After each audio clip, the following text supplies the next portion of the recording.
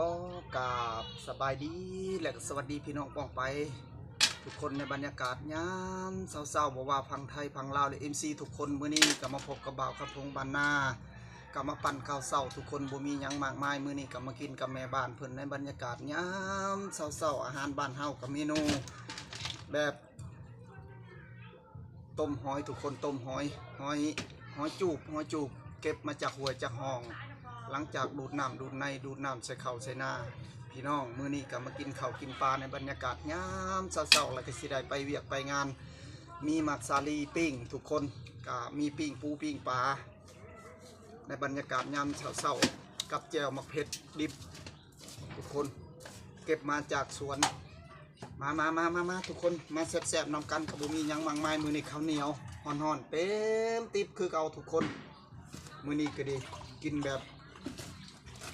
บ้านๆเขาทุกคนโบรูโบราโมมากโมไม้บุมียังทุกคนกาแซ่บคือกันมาเบิ้ง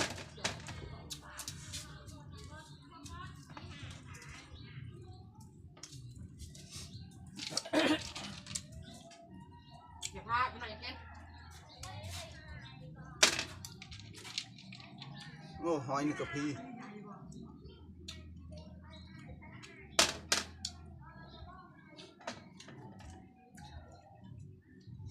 บได้กินดนในต้มหอยทุกคน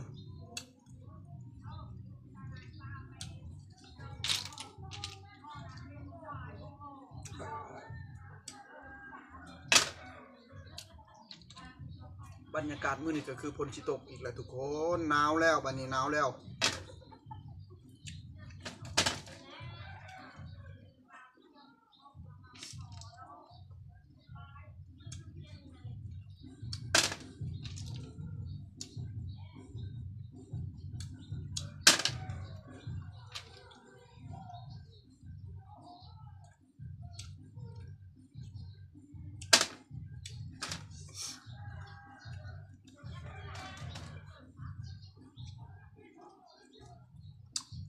แซ่บทุกคน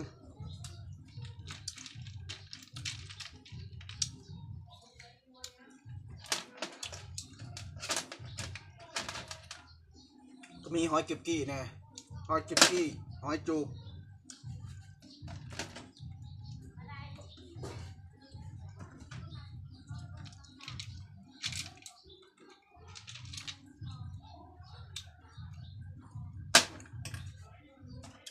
เขาถ่ายอยู่ทุกคน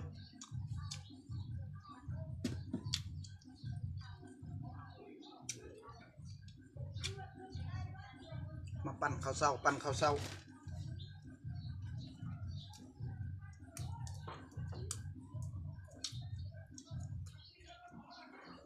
ก็มียังมากมายมีปิ้งปูปิ้งปลา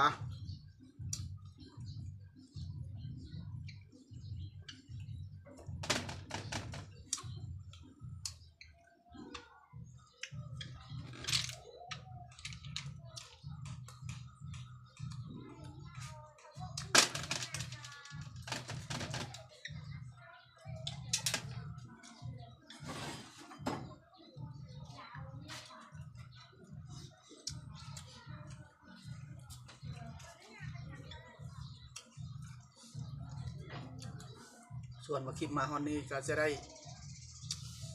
จบโจสามีของทุกคนไปเวียกไปงานก่อนมื้อนี้ก็ได้มาปั่นข้าวเศร้าในบรรยากาศงานเศร้าก็จะได้ไปเวียกไปงานมื้อนี้ก็ขอกราบคำว่าสบายดี